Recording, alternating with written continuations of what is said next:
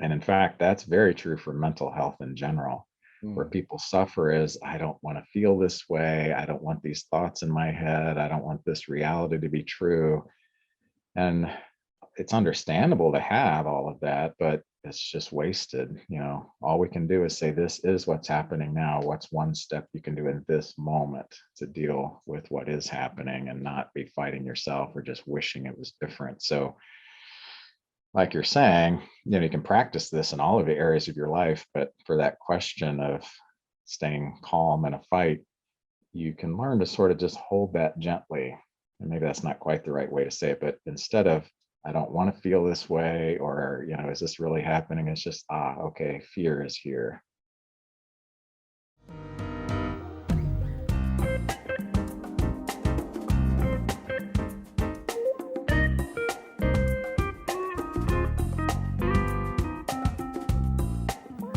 Well, Is that a real background, or did you do that virtual thing? that's my backyard.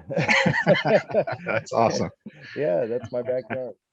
That's nice. Nice. It's a good place to, unwind and settle down from living the crazy life of a martial arts instructor. So, Yeah, cool.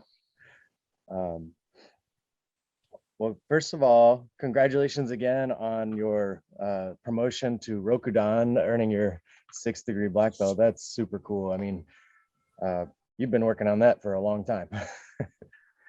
Yeah, I think it was 13 years, but I took a lot of time off doing some other projects and things, although it was kind of interesting how, as you well know, those principles filter into all areas of your life, not just the physical training. We say we're always training, right? Doesn't matter what you're doing, after a certain point, you see the correlation across all of your activities, Yeah, absolutely. which goes in so well with what we're going to talk about today, and how our brain works, especially under pressure.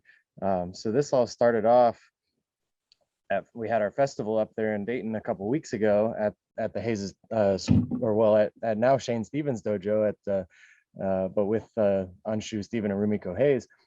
And there was a little Q&A session, and your daughter asked just a brilliant question. And I heard later from somebody who was sitting next to her, she was a little apprehensive about asking it. She was like, I don't know if it's a good question. And the person next to her was like, well, what is it? And she told her, and she's like, no, that's an amazing question. Ask it. And she asked very simply, how do you stay calm in a fight?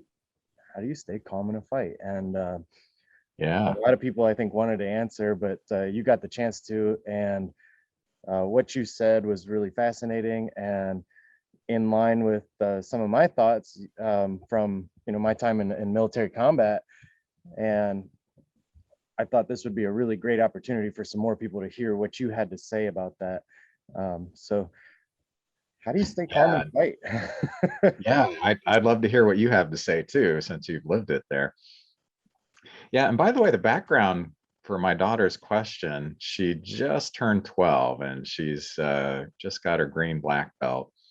And up to recently, when she goes to the dojo, except every now and then when she's testing, it's just fun, and martial arts is just something fun you do with your daddy. And, she hasn't realized her own strength sometimes with that. But as you know, the higher up you go, the more realistic pressure we start putting on somebody that this isn't just for play, because if you're always thinking it's play and then it really happens, you'll be pretty shocked. And of course, in reality, she was always very safe. But Mr. Norris coming at her with those giant boxing gloves, she said, I was crying, I was a little upset. And right after that, she said she wanted to quit. And we kind of processed it, this is all part of it. What do you do when something frustrating happens, something upsetting happens? This is normal kind of a reaction. So that's kind of what prompted that question. But, it's one we can all relate to. And a good teacher like Mr. Norris, can pour on that intention, that intensity. Yes. And we don't normally do that with our training partners. We save that for the testing experiences. Usually we're trying to figure out something new, so we go along with each other a little bit. But you get that good teacher who can come in and safely put a lot of intention and an intensity into a drill. And Oh man, that could be pretty overwhelming. I mean, I started this when I was 12. I remember the same thing. Like, hey, this is fun. This is fun. You know, my mom wanted me in there for get some discipline and get my energy out, but for me, it was like, this is an adventure. This is incredible.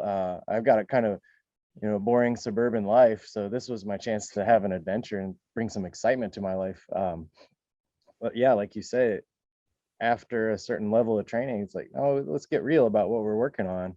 Um, and if you don't have a school that's putting that pressure on you, you're kind of missing out. So that's really good that she had Yeah. that experience. Yeah. And I remember myself, I started off in karate a long time ago, and we would stand there and we'd do these kata. We even had self-defense kata where somebody put you in a headlock and you do this move and that move. And then I remember one day at school, some kid, you know, once they found out martial arts, they were all teasing me, of course. And this kid was following me. And then just out of nowhere, he just jumped on me and put me in an actual headlock. And for a minute, my brain's just frozen. Like, is this really happening? What's going on? In fact, my friend who also trained with me at the same dojo was standing next to me. And instead of helping, he said, I just couldn't believe it was happening. And he just stared at me the whole time.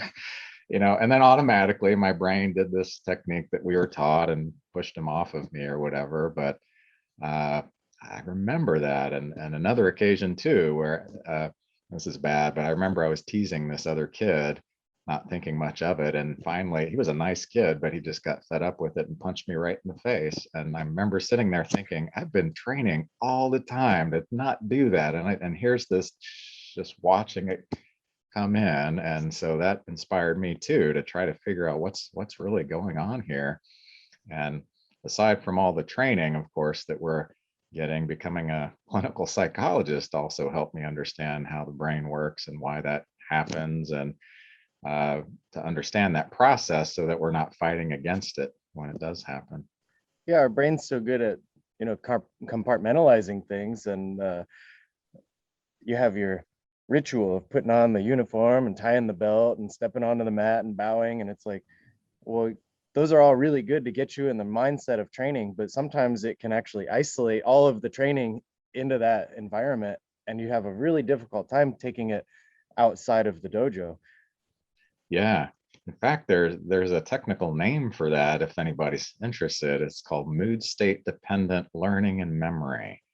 Mood state dependent learning and memory. What that means is when I'm in a certain mood state and I learn something, then I'm more likely to recall it when I'm in that same mood state. So exactly as you said, if I've got my gi on and got in a certain place and then I'm learning stuff, that's where it's more likely to come out again. So suddenly you're somewhere else or you're not dressed the same. It's not that you forget it, but it's less quickly available Mm. to your mind. And also, if you're happy all the time, which is great, I mean, that's why I train, not to be miserable, but um, and then suddenly all this pressure is put on, it takes a second for your brain to adjust and recall that information. Whereas if you've had some of that pressure from a test, you remember what that felt like in your body doing it, and it'll come out more automatically. And in fact, you know, I don't know how much detail everybody wants about the brain, but you know, there are parts of our brain that are sort of older, more automatic, um, and in terms of movement.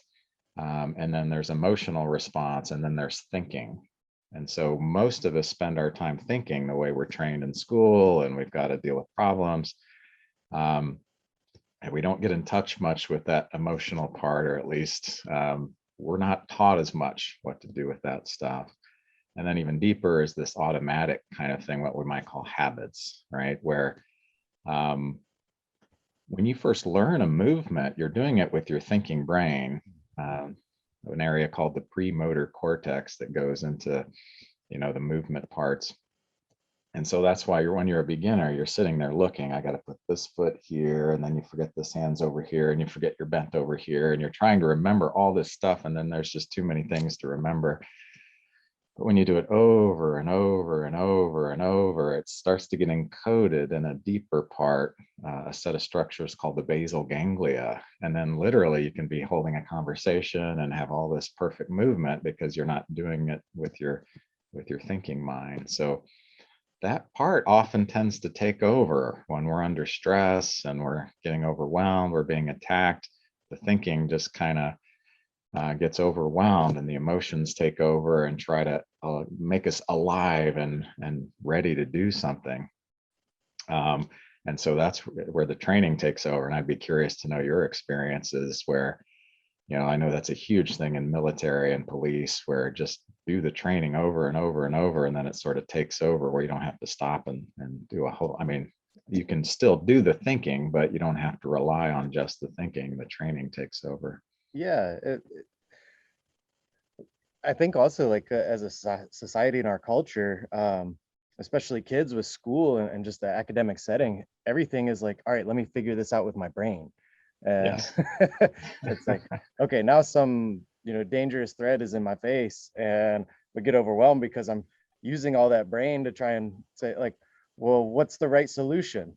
And you might not have all the information, so to go to the military side of things, we a lot of people call it, or a lot of authors will call it like flipping the switch. How do you flip the switch? And you go from that, I'm having a normal good day hanging out with my friends, I usually don't come into contact with people who are wishing me ill will, for most of us, unless you're uh, in a certain violent neighborhood or a war, or you're like a prison guard or something. But Yeah. most of us, we go around, and the people that we interact with are like, Mr. Hayes has said this before, they're like neutral to pleasant.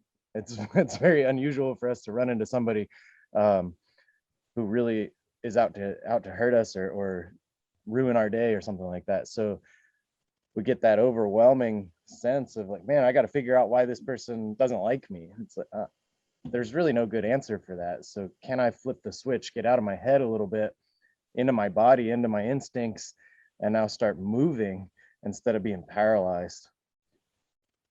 Yeah. Yeah. And I think we've all had that experience, but, to recognize that time, is like you said, hopefully you set up your life in such a way that people don't want to attack you in the first place, and these accidents and things don't happen in the first place. But and so, I haven't had the realistic experience like you or police officers or whatever so much. But when I had a dojo, every now and then somebody would go from I'm just here to learn to I'm going to shut you down. And interesting to just watch my body just kind of go silent and boom, boom, boom, and then they're on the floor. Or I think a few months ago, I was up on a ladder on the roof and didn't think it through that the bottom of the ladder wasn't secure. It was on a slippery surface, and wham, off the roof I fell, and ladder smashes into the window and glass is flying everywhere. And my brain just kind of, the thinking part just kind of shuts down. My body curls and I hit whatever I could and kind of rolled and absorbed. And, I was sore for a couple of days, but nothing broken. And or you're in a car accident or you're flying an airplane, and suddenly just the training kind of takes over when something unusual happens. And what's cool is, of course, the training can take over and you can kind of watch with the thinking part and make adjustments to the uniqueness of the situation. So it's not an all or nothing kind of thing either. But a big thing is to make sure you don't get freaked out by what is happening. I can't believe this. I should be in control. I shouldn't have fear. And then suddenly you're fighting yourself and not dealing and not present in the situation.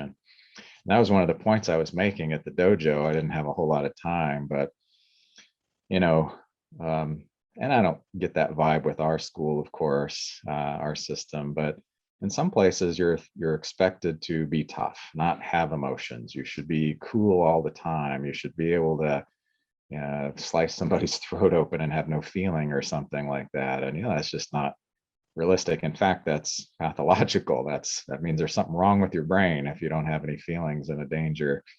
Um, and those individuals can be very scary, or they can be efficient soldiers. But for most of us, we have feelings, and that's good. We want to have that. And so to watch out for not fighting ourselves, this is what our brain's designed to do. If something's going wrong, if you're being attacked and you don't feel anything, as I said, that would be concerning. Your brain is saying, okay, let me give you some extra energy. Let me give you some adrenaline. Let me energize those muscles. And, you don't want to get too lost in thinking about breakfast. So let's kind of shut some of that down and really focus on what's going on here. And so you can actually use that and channel that energy. Um, the worst thing you can do is get caught up in stress about your stress, anxiety about your anxiety. And then now I'm so busy fighting myself, I'm not dealing with the situation. I think that's important for people to have an understanding of what possible dangers are. And as martial arts teachers, I think it's important for us to teach those in a way that isn't scary. I'm not trying to make Yeah, everybody yeah, paranoid, right? Like, right, watch out for this guy and watch out for this threat, and you always got to be checking your six. Like, I'm not trying to right. create jittery, twitchy, paranoid people. I want an authentic, relaxed confidence. You meet somebody who's really actually confident, they just kind of sit back and observe, and um, Yeah, they don't they don't fill in all the blank spaces with words. That they're just yeah, just cool being there. And I think we can achieve that through martial arts practice. um, but I still have a healthy awareness of what possible dangers are, and I think that's for me, that did come from military. All right, I'm with the United States Marines. I'm a scout sniper. I got some of the best equipment that the modern military has. I'm fighting against Taliban in Afghanistan, who have like 1980s Soviet weaponry that's like, I mean, we legit found AK-47s that were like duct taped together. So wow, you might go into it with this like kind of hubris, like, man, they can't touch us with their crummy equipment. It's like, well, yeah, you say that until somebody gets taken down, and it's like, you better have yeah, a real healthy respect for the potential dangers out there, but not so much that now I'm scared and I'm inhibited from going out on patrol. So, yes, hey, I do understand that there are possible dangers. And I think that's something as martial artists, that we have an advantage, maybe like a small step up in responding to an emergency situation than a lot of people without training, is just that very simple awareness. Hey, I know something dangerous could happen, and I'm going to bypass that whole "I can't believe this is happening" moment. yeah, Those few seconds where everybody else is going, is this for real? This can't be real. This isn't happening to me, is it? right. No, we're already into action. I want to try and bypass those few seconds of disbelief shock. Yeah, no, and it's wonderful to find that balance. And I'm guessing it didn't automatically happen for you. And I've worked with a lot of vets coming back from Afghanistan and other places. So it's sort of secondhand, so you can, give me your input as well. But I'd work with people who were not adjusting well, where you had to learn, if I don't pay attention to everything, I could die or my friends would die. So, gee, that box could be an improvised explosive device. There could be somebody hiding behind that tree. There could be, and so they're afraid to go out of their house. Or, um, I remember somebody opening up to me, and even as I'm sitting here, there could be something in that trash can. There could be anything under that drop ceiling. And I said, yeah, so here's the thing. You learned you had to do that to survive. But now, and so this is your brain trying to help you, but now that's become your entire life focus, and you're not spending time with family, you're not going to your son's events, and there's so many things you're giving up. So what you're saying is true. People have no idea the dangers out there, and you're aware of it. But can you learn to just notice, yep, there it is. Maybe even the feeling spikes for a second and you keep walking. And then another thing spikes it and then you keep walking. And over time, your brain rewires. Like you said, you can be completely aware, or at least more aware, and relaxed at the same time. So it's not that I have to be aware and paranoid. There's just an open, relaxed, somebody once wrote a book called Effortless Mindfulness, where it's just kind of a free flowing. In fact, it's much easier to be present and aware than to be lost in your head worrying all the time anyway. Yeah, it really is. I remember um, when I first came back to the States after being deployed in Afghanistan. I mean, we were there, and I was in Marja and Sangin. These were some rough towns, and Mm, it was. I mean, you could get in gunfight every day if you wanted to. If you walked far enough away from the base, it was going to happen. And wow. so I came back, and somebody shuts the car door too hard in the parking lot. What was that? And just jumpy for a while. And you just gotta like remind yourself, hey, I'm, I'm in my city in North Carolina or wherever you live now. Yeah. I'm not in Marja anymore. I got my friends here. Yes, something is potentially dangerous. The threat is never zero, but it's nowhere near what it used to be.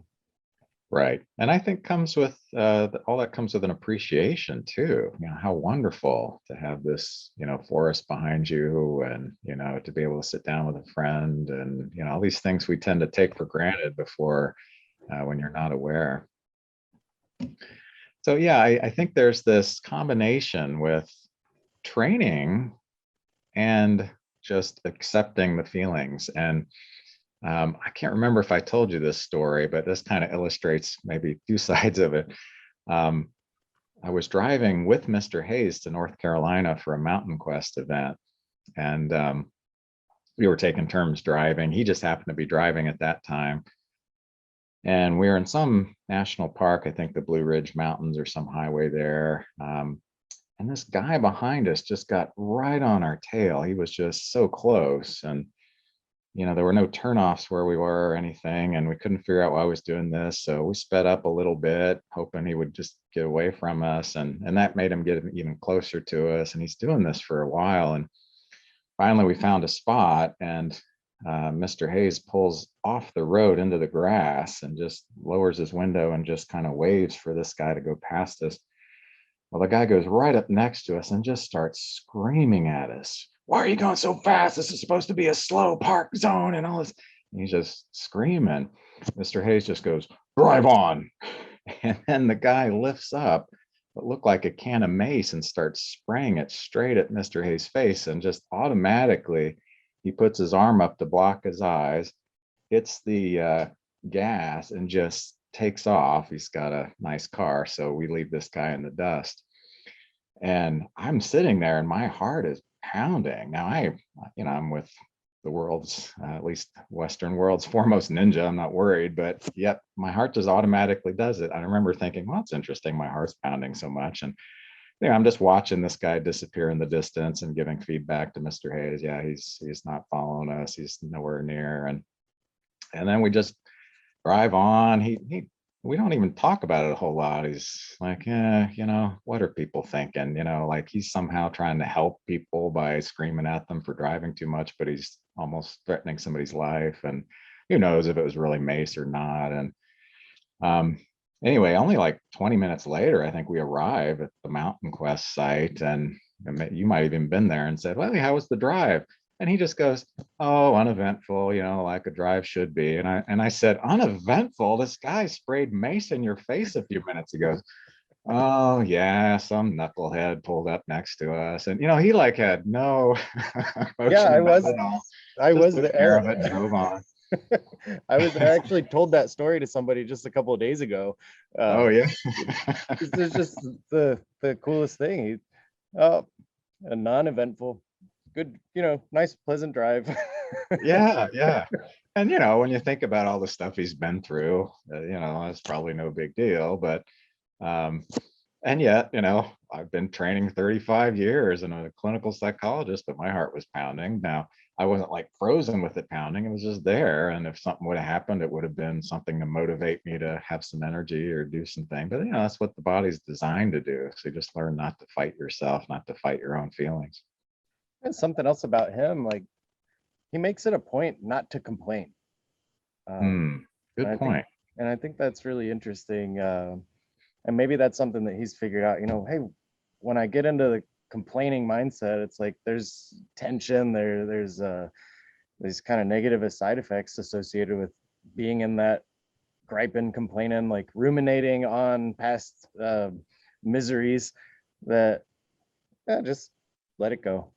So that's something I think he's figured out works for him. That's a really good point.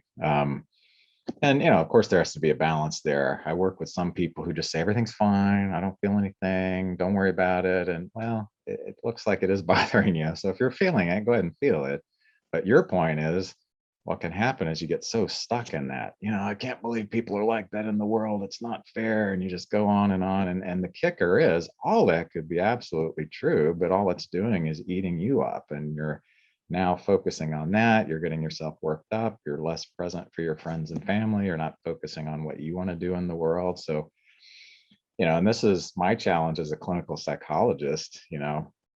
People come to me and they've done horrible things or they think a certain way, but there's a part of them that wants help. So how is it that this person somehow thought that was a good thing to do, or they were so desperate for attention, or whatever it might be. Now, that doesn't mean you don't set boundaries with people, obviously, but to at least let go of just the anger. And boy, we really need this in the world today, the hatred and the alienation, and try to understand and, again, set boundaries. And you can definitely do work that you believe in, but just the anger that doesn't do anything but eat away at yourself is something that's important to let go of with the limited amount of lifetime everybody has.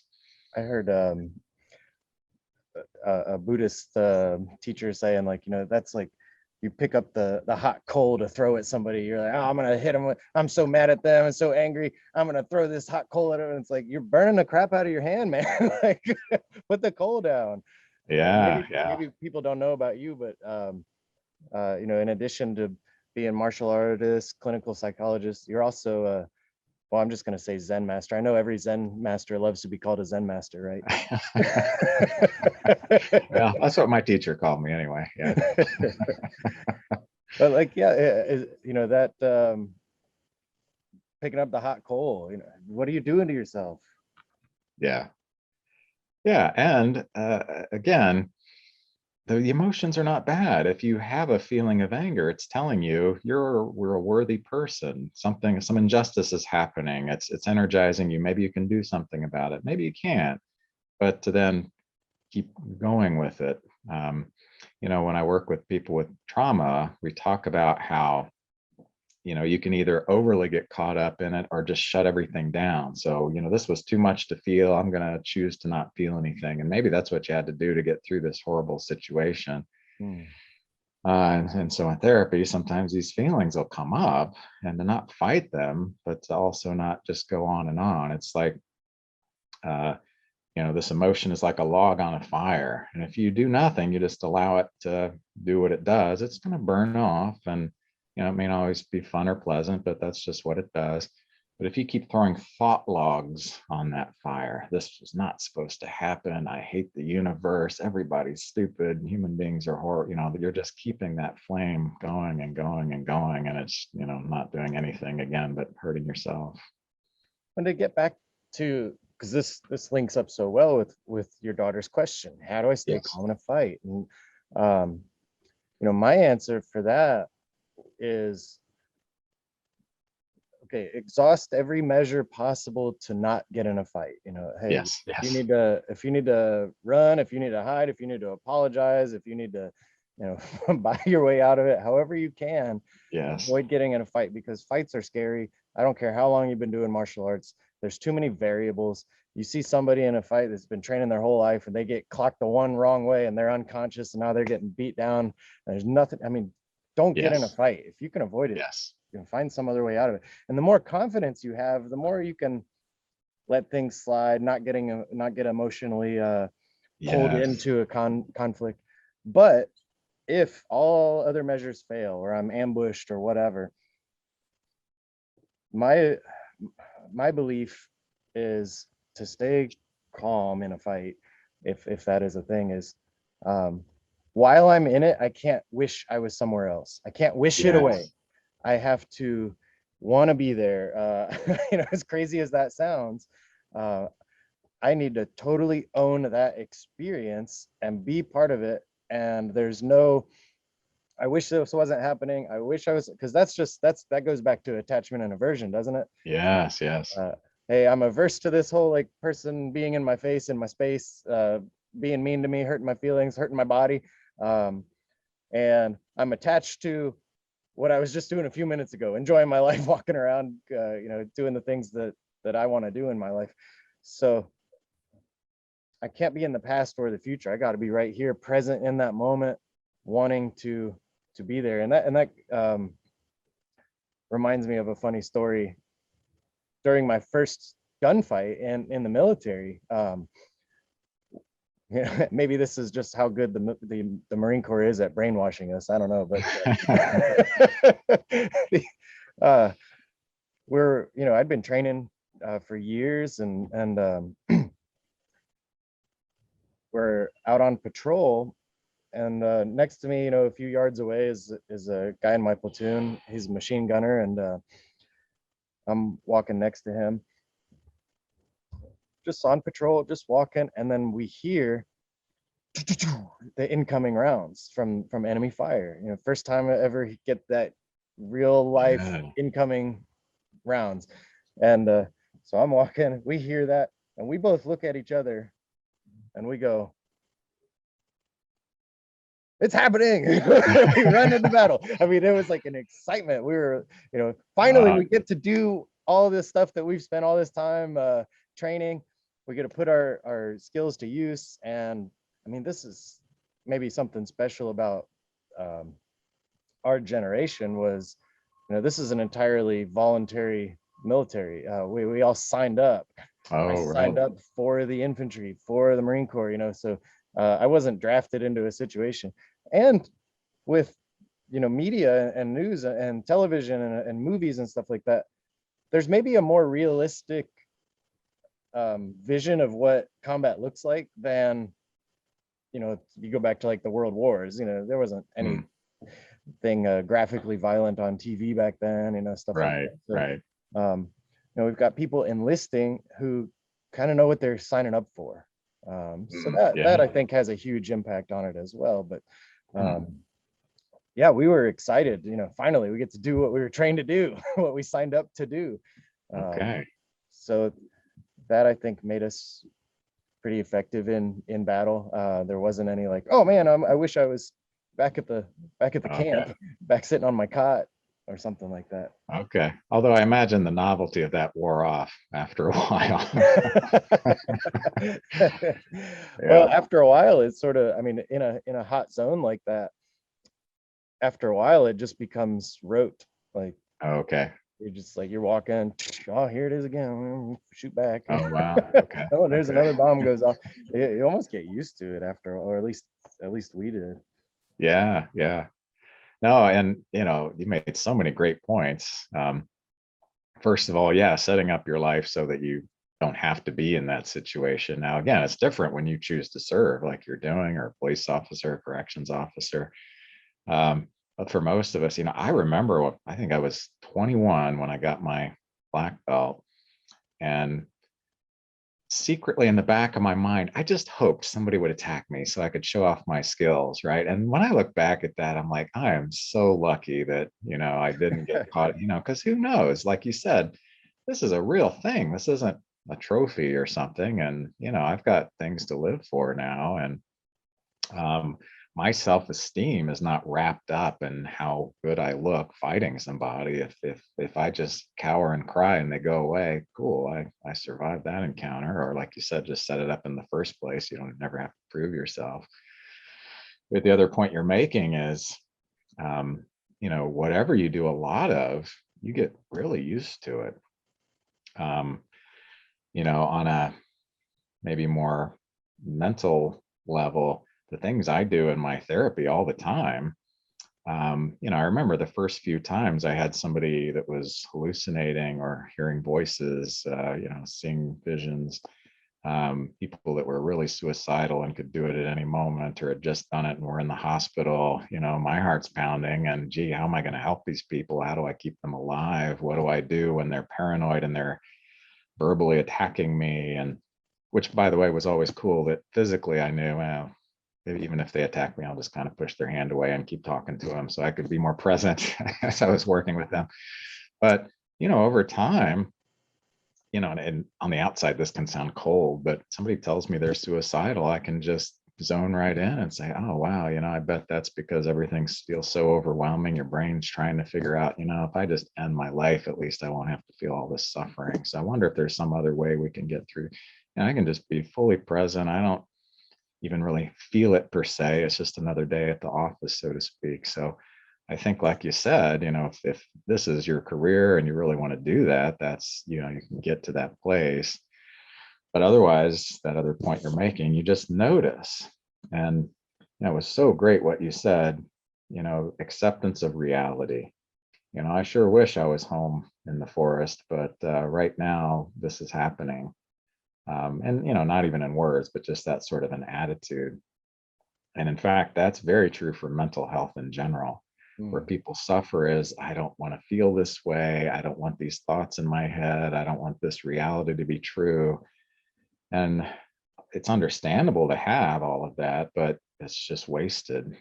All we can do is say, this is what's happening now. What's one step you can do in this moment to deal with what is happening and not be fighting yourself or just wishing it was different? So, like you're saying, you can practice this in all of the areas of your life, but for that question of staying calm in a fight, you can learn to sort of just hold that gently.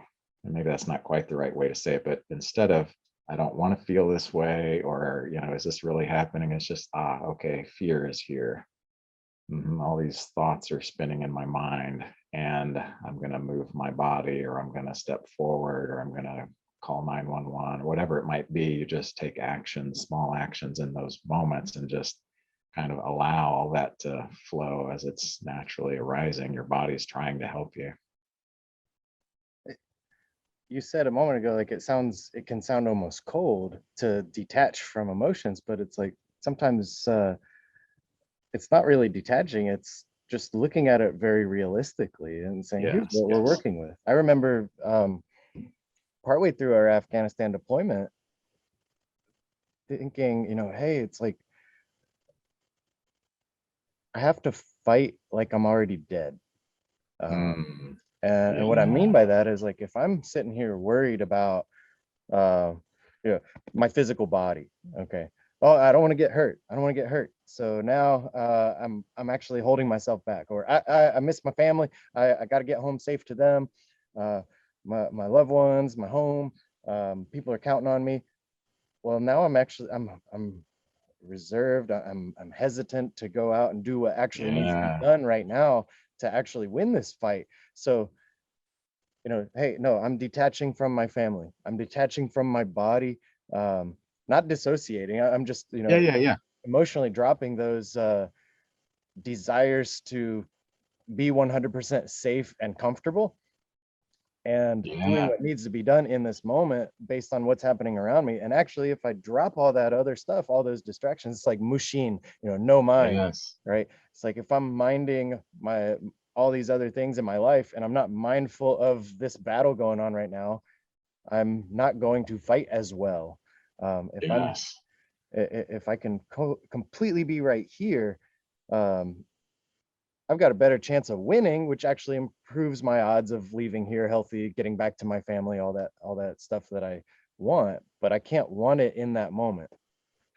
Wow. Yeah, and you read all that in the ancient samurai writings and things, but you experienced it in the real world, at a less dramatic level. My experience of that was, um, for a lot of reasons, I gave up the martial arts school I had and I started doing different things. And that's when I got the best, because I stopped caring what I looked like. You know, I was going through some personal struggles too. And I was, so it's like I had nothing to prove. I didn't think that much of myself at the time. And so I could just be free to mess up or not do something right. Right. Versus I've got to look good. I have a school, I got to look good. I'm a black belt. And now you're, like you said, you're thinking about looking good or thinking about not getting hit. And then you're not just I'm the present sensei. and I can't make a responding. mistake in front of my students. They'll lose Yeah, face. exactly. Yeah. So when you let go of all of that, yeah, like you're already dead is a funny way to say it, but it's so true, to let go of all those things. Now, what's awesome is you were able to do that, but still keep your feelings, because, I happen to know you're a very loving father, a good friend, and, you still have a rich emotional life. Of course, I had a biased sample. I worked with the people that were struggling when they came back from combat, because they went, like what you said, almost to a dissociation where it's like, I can't feel, this is too much. I'm just kind of numb. Sometimes it's through drugs, sometimes it's just mentally block everything out. And then they get home and now they can't feel love for their kids and their wife. They know they should, but they just can't feel anything. And, the cost of shutting down all your feelings is you lose the good feelings too. And so the richness of life is to be open to all of that stuff. Yeah, there's that spectrum, oh, well, if I don't want to feel the bad feelings, you can't just do this. It goes in. Right. Yeah. Yes, exactly. And the research shows that too. In fact, here's a little therapist secret. If I give somebody a compliment, I'm kind of getting a sense of how well do they receive it. If they just shut it down and say, no, there's nothing good about me. Oh, okay, so it's hard for them to feel good feelings. Not that that by itself tells me everything, but it gives me a sense they may have trouble feeling difficult feelings too if they can't enjoy the positive feelings. Wow, that's very insightful. Yeah. Um, so the other theory that I have on, martial arts training and being cool under pressure is, what kind of things can I do to experience discomfort, but change my attitude toward it, so that now I'm like, no, I'm not trying to wish it away. I'm not trying to push away this uncomfortable situation. I've even maybe tricked myself into thinking, this is fun. This is what I want to do. This is where I want to be. Um, I like, go play paintball or something. And Yeah. Yeah. uh, take a cold shower, eat spicy food. You can do things that are like, you're kind of in control of the experience, but you're willfully putting yourself out into discomfort. Yes. And people come to the dojo, I think, kind of expecting you to do that for them. Like, all right, Mm, uh, push me out of my comfort zone, teacher. Let's see what I can do, because I don't know what I'm yeah. capable Yeah. of. So hopefully you can kind of spur me on to some great unlocking some capabilities that I've got latent or buried. But we can take ownership of that ourselves. And you're doing something that is so cool. You're building an airplane right Yeah. now, uh, Yeah. putting it together yourself. I mean, so many people, how many people are like, well, that's nuts. You're crazy. Um, you put one bolt on wrong and you're gonna crash into flames. So, but Yeah. that's such an amazing example of, I'm gonna do something that's a little uncomfortable, and I'm gonna totally own that experience. Yes. Yeah. So, what you're saying is important. You can literally practice being uncomfortable. And that's kind of the direction I take people, even in therapy. They have panic attacks, they've got depression, they've got all this awful stuff happening. And ironically, their attempt to not feel any of that is what kind of keeps the struggle going. So I just invite them to notice it. And the analogy I like to use is like going into a cold swimming pool, right? When you put your foot in there, you're like, oh, this is awful. I don't want to do this. But if you just go in there and stay in there, you're going to feel worse at first. In fact, the technical term's extinction burst. It gets worse at first because your brain's saying, no, really, really, get away from this. Oh, And just kind of stay with it. And everybody knows what I mean when I say relax into it. Even though it's uncomfortable, you can relax into it. And then your experience changes. Now the water temperature never changes, but your reaction to it and what your body does can shift. Now, I think the key though is to have a big enough why, a big enough purpose in doing the discomfort, right? So you and I are just a little crazy, according to some people. Just we like exploring. So because we love exploring, we're willing to do all this stuff. As you well know, sometimes people say expand my comfort zone, but as soon as they're uncomfortable, they say, no, I don't like that. It's uncomfortable. So stop why would you that. do that to me? Right. Exactly. Watch what you wish for, kind of a thing. But the key is, why are you doing this? What's the point? If you're really not buying into it, then and you're just going to the dojo because it's fun, that's cool. You don't have to explore this extreme stuff. But when you can find that bigger reason, that's what empowers. I mean, when you think of the things you've done, all of us, the things we've done, um, it's a bigger purpose. So building an airplane, that's going to be lots of tedious work, but I just love the thought of flying this thing around and going down to North Carolina and visiting with you. And so I'm willing to do all the uncomfortable stuff and, learning things I don't know about and asking questions and putting all that time in. And being a parent is a great example, right? You just love that kid so much. You may be terrified of snakes, but if you look over and a snake is going toward your kid, you're just going to grab that snake and throw it away, and your heart's going to pound and you're going to be terrified, but you just do it because that's so important to you. And so that's what we want to kind of practice. What is it in my life that really is important to me? What matters? Now, the hard thing is people lose touch with that. They forget what they're doing there, or what the whole point is. They get so caught up in just paying the bills, going to work, coming home, feeding the kids, and they just kind of lose touch with what they're what they're doing it for. So when you keep that in mind, oh, here's why I'm willing to be uncomfortable. Because if your life is, I don't want to be uncomfortable, guess what? That means your life's going to be small.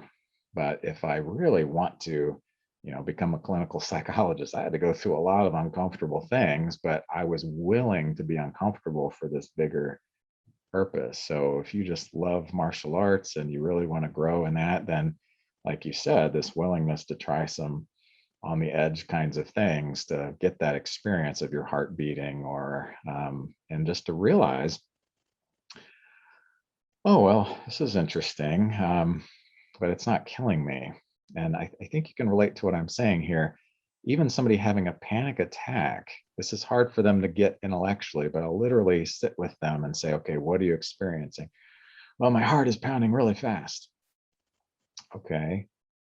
What are you noticing about that? Where do you feel it? Where are the tensions in your body?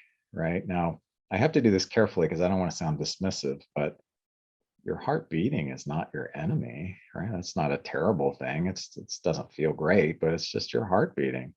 But what happens is, oh no, my heart's beating. What if it beats too fast? And what if I end up in the emergency room? And then what if I die? And if I die, who's going to feed my kids? And my kids are just going to be homeless people with well, that's what gets all the anxiety going. Your heart beating is not your enemy. So you can kind of practice that, like you said. Okay, I'm in this situation, my heart's beating. I'm going to do some public speaking, my heart's beating. And there's another good example, by the way. When you do public speaking, heart gets all going, and then you just keep doing it anyway. For most people, it goes away in a few minutes, and if not, it will. And I've done so much speaking now, it's so funny. I did a talk the other day to 600 people and literally didn't even give it another thought, because I just do this so much. Just like like we're saying, you get used to it over time and you remember the value. Oh, cool, more people can hear this message I want to give to the world. I remember getting to come see a piece of a class you were teaching here in Raleigh, and Yeah. you brought up just this cool thing that I use all the time now. Something your flight instructor said: fly as far into the crash as you can. Yeah. That's so cool. Yeah. Like, oh man, this is crazy going on. It's like, well, hey, what are you gonna do? You gotta work with what you got every second of the way, and hopefully you can land it, slow it down enough. But what else are you gonna do? Just be like, oh no, we're going down, we might as well check out. It's like, no, stay as present as possible, fly as far into that crash as you can. Yeah, because a lot of people want to just kind of do this, and or stick their head in the sand, so to speak. And yeah, it's much better to be paying attention, even if you don't like what you see.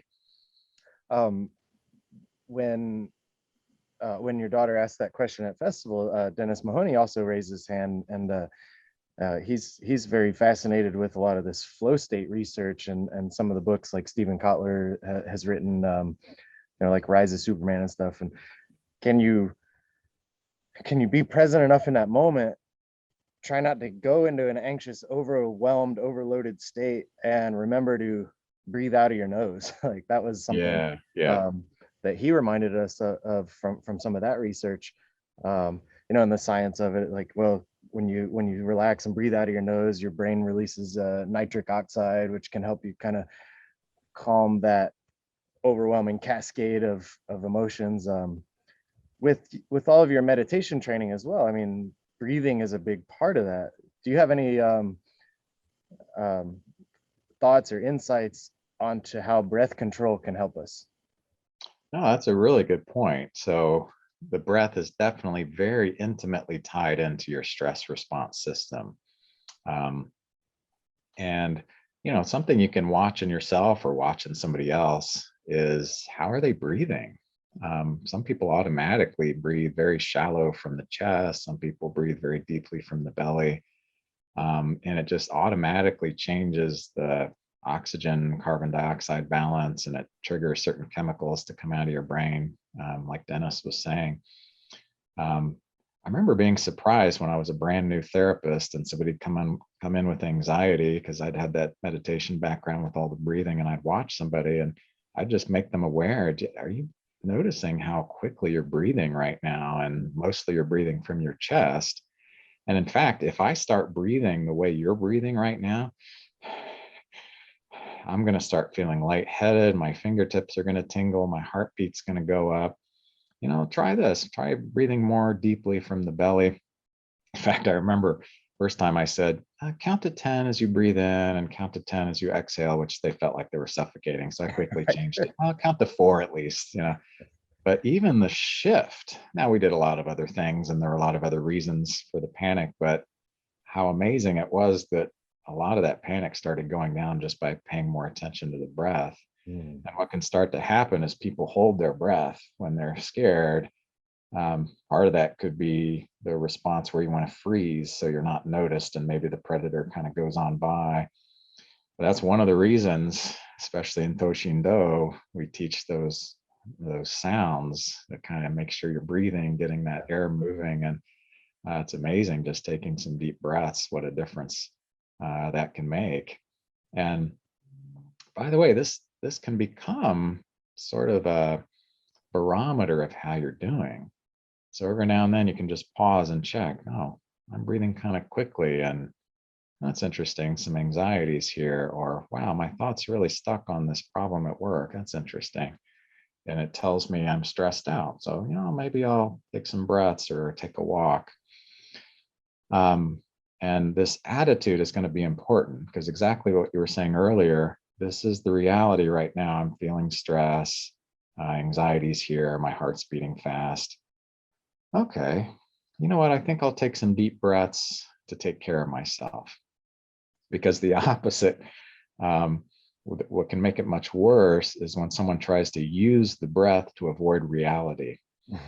In other words, somebody will come in with panic and I'm doing the breaths, doc. Why don't I feel better? Now you're using the breath to fight yourself. So it may look the same on the outside, but the difference is, okay, this is just the way it is. I don't like it. It's not fun. It's not pleasant, but this is the way it is. And I'm going to take some deep breaths, refocus on what's happening in front of me right now. So, yeah, there are all kinds of fancy breathing techniques, but really that basic one is just paying attention to it and drawing more from the belly, getting that deeper breath. And by the way, the breath is a very interesting thing to meditate on, because you can control it and yet it happens by itself. And this is a very interesting thing that happens, right? Where if I ask you how you're breathing right now, you're like, oh gosh, I forgot I was breathing. Maybe I'm not breathing right. And so suddenly you have this anxiety about breathing, and then there's this weird thing. And eventually it goes back to what it was. The same thing starts to happen in our martial arts training, right? Am I doing it right? Am I doing it? I'm trying to control my movements, and yet the movements also are happening by themselves. So it's a funny thing to say, but I'm sure you know what I mean. Sometimes, and especially the advanced stages, you have to get out of your own way. Stop trying to control your movements with your thinking mind and let your body do what it knows how to do, because your body can do so much more than what your thinking brain is aware of. This is a little circuitous way to get back to meditative breathing again, but exercise. I think a lot of people feel anxiety. Look at like the news right now, or just the global interconnectedness that we have, an awareness of all the bad things going on everywhere. And now we get to know Yes. it's not just a community thing. And I think a lot of people end up feeling stress or anxiety or feeling overwhelmed because really they want to do something, but they don't know what, Yes. they don't know how they can help. They don't know where to even start, where to take that first step. Um, and a good military commander will make sure that all the troops under them know very clearly, hey, what is our objective? What is our objective here? And that Mm, way, that can really help with that overwhelming feeling. So one of the things um, we do in the dojo sometimes is like, all right, we're going to do this defense, and then I'll put like a red dot on the ground somewhere in the dojo. Be like, that's the escape to safety. So your objective yeah. is to get to safety. Um, or I've heard like other people say they've got like traffic cones and they'll put them up like a doorway, and they'll move it around. So, all right, I'm doing my defense, I push this person away, and now I've got to like figure out where do I go. And having an objective can be really helpful. And you maybe have Yes. had that training in the dojo, you're doing randori or something. It's like you forget what's your objective, and then you end up in like a 10-minute grapple trying to tap somebody out. And it's like, how many opportunities did I miss to quickly disengage and get out of there, but I forgot my objective was to get home safe. And now I think winning Yes. is about tapping this person out and submitting them. Um, so I designed this little meditation drill for the students in the dojo a few weeks ago. Um, I had them sit down and I was like, your objective is just to count your breaths. That is it. That is your whole mission right now, is count your breaths. Every time you breathe out, count another number higher. And then I had a nice, very relaxing sounding singing bowl, little meditation bowl, and hit it, dong, and everybody's peaceful and nice. And then I had a stick, and I would slam that on the ground really hard, and pow, and everybody would freak out and jump. And I said, your brain is a phenomenal predicting machine, and it tries to figure out what's going to happen next all the time so that you can survive and live on planet Earth without succumbing to terrible death. So it's trying to predict all the time what the future is going to be. And there's nothing you can do to stop that. That's the key here. Yeah. So your brain is going to be wondering, is he going to hit the chime next, or is he going to slam that stick down next?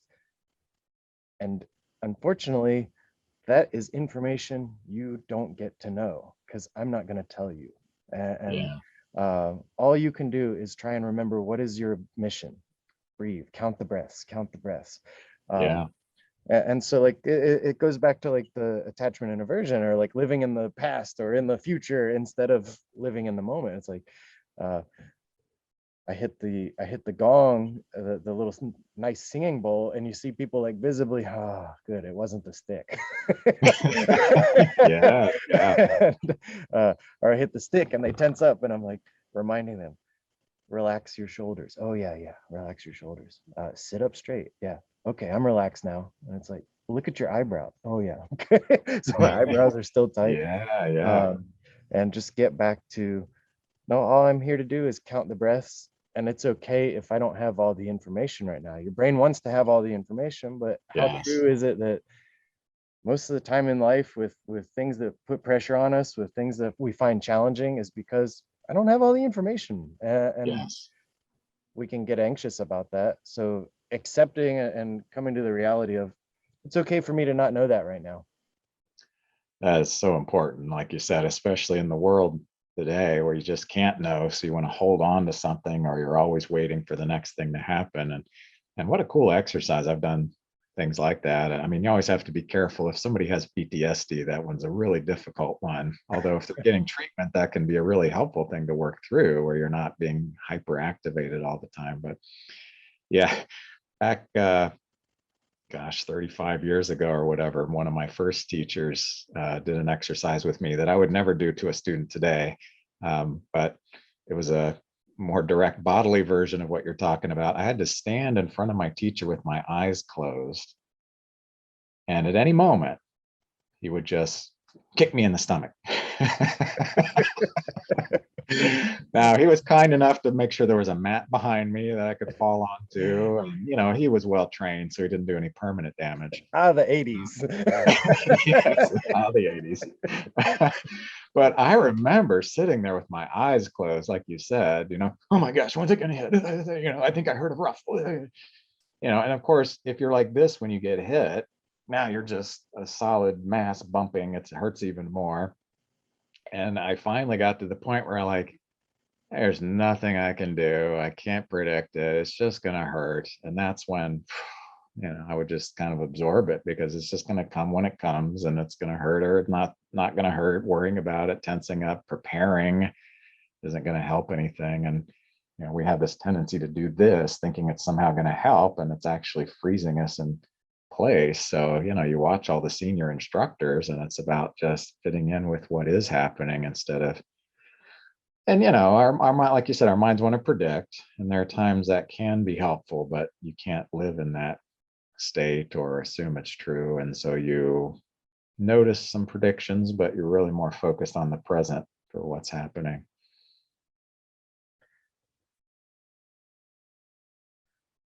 I don't know. What do you think? I think anything else you want to throw out to advise people? How do I stay calm? I think that is a big one. Can I be in charge of putting myself into mildly uncomfortable situations, and then Yes. remember all this stuff? Okay, I'm gonna breathe out, like getting in the cold water. Okay, the more tight and tense and holding my breath I am, the longer this is gonna be miserable. Yeah. And then you see somebody breathe out and get into it. I hope you that airplane isn't muffling up the audio. No, I can't even hear it, but it Okay, sounds cool. it is a cool plane. Okay. But so mildly introduce myself to safe but uncomfortable. Yeah, and by the way, even something as simple as putting an ice cube in your hand can be a way to practice that, feeling the discomfort and watching it change and watching what your mind does. Yeah. Any other activities or drills that you can think of somebody could practice to help with that? I think what you said before is really important, the paying attention to the objective, or bearing that in mind. And being, like you said, getting more comfortable with being uncomfortable. So my goal is not comfort here. My goal is to survive, or my goal is not to feel nothing. It's to keep my daughter safe, or whatever it might be. And those drills, like you talked about, are important, because you can get hooked into, I've got to finish this, or I've got to, pin them down. And maybe they were a distraction and somebody else is going to hit you in the head with a baseball bat. So this ability to see the big picture, even where you're positioning your body, keeping that person safe, and then telling yourself, it's okay if I feel bad, or I'm not here to feel good. My objective is to be safe, be home for my loved ones. But and one other concept here is, it's a little hard to describe in words, but it's called self as context. What they found was, if you over identify with your problems or the bad things, or really anything, you're not going to be very flexible to the situation. You're not going to be very versatile. But if you can step back and get in touch with this bigger sense of who you are, and you can do this through meditation, or, there are lots of ways to get there.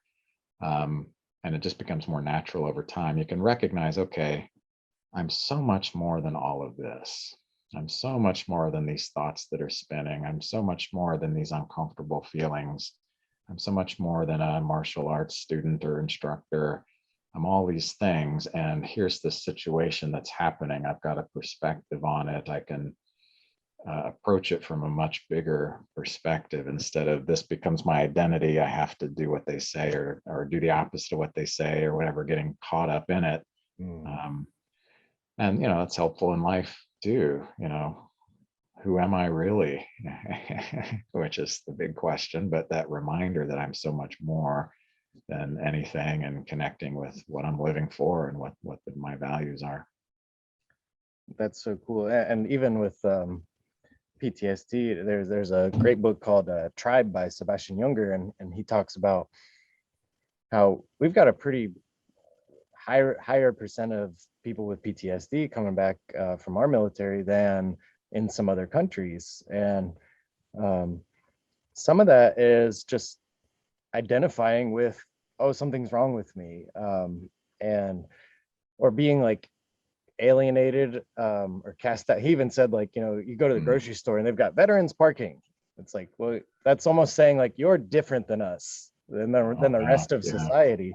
And unfortunately, like, there's a system in place with disability where it's like you're almost rewarded for saying there's more wrong with you,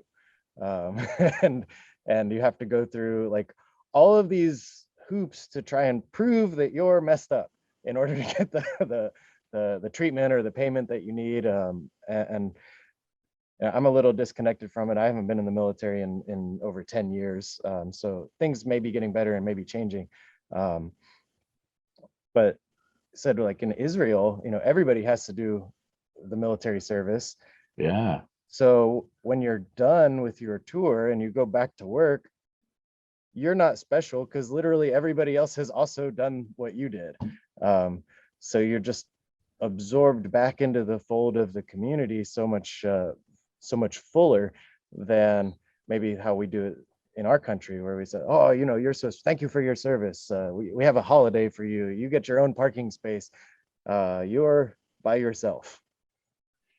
Yeah. And of course, the intention is good, I hope, because in the past it was the opposite and everybody was shunned and never paid attention to or put down. Definitely and so better than like counter that. And so, Vietnam yeah, there's all these construction. contexts. Yeah. Yeah. Yeah. But you raise a really good point where you start to become identified with something versus, yeah, I'm a veteran and I experienced combat and I'm a father and I'm a friend, and holding all of that versus your whole identity. And like you said, sometimes getting rewarded for even negative identities sometimes. So to find that balance and remember that bigger sense of who you are. And by the way, when you do that, now you're less caught up in somebody else defining you.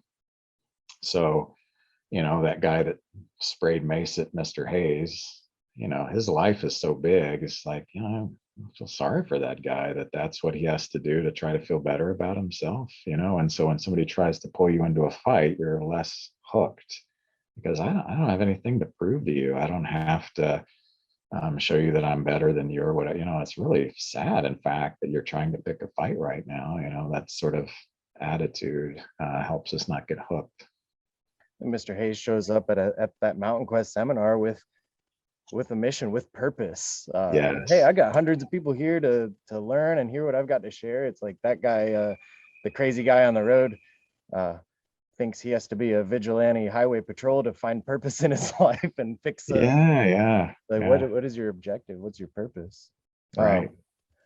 I had one more thing I wanted to throw out there, just popped in my head. I think something that has really helped me with processing my military experience, the combat experience, is I feel so blessed that I've spent my life in the dojo, teaching and Yeah. sharing and training, that I feel like I'm pretty good at communicating. And I think that is a huge benefit for processing some of those feelings. I've never felt like I can't express what I went through. Yeah. I can get it out there. I can hear what other people have to say about it, where, maybe somebody that doesn't have those communication abilities will bottle it up and hold it in and never express it. And now it's, they just start drinking or whatever else they end up doing. And so having friends or having a therapist or having somebody that will help you experience that stuff, I think can be so helpful in managing any possible negative mental side effects from a crazy experience like that. Yeah, and that's so true. And that reminds me of one more point of all of us come with a past, whether it's trauma or combat or just challenges in school or whatever. And sometimes this physical encounter pulls out all those old feelings that I'm not good enough or I'm being put down or whatever it might be. So fascinatingly, this training can help us work through some of that. And I'm not saying it's a replacement for therapy if you've had really awful things happen in your life, but it's amazing how therapeutic, this art really is of working through all of that. My wife's a psychologist, and when we first started dating, we went to the Dayton Dojo to watch a graduation, and she's seeing these little kids, tossing people around and saying, I believe in myself. And she's literally crying during the graduation saying, I do this for a living, trying to get kids to be like that. So we're just so lucky to have this training.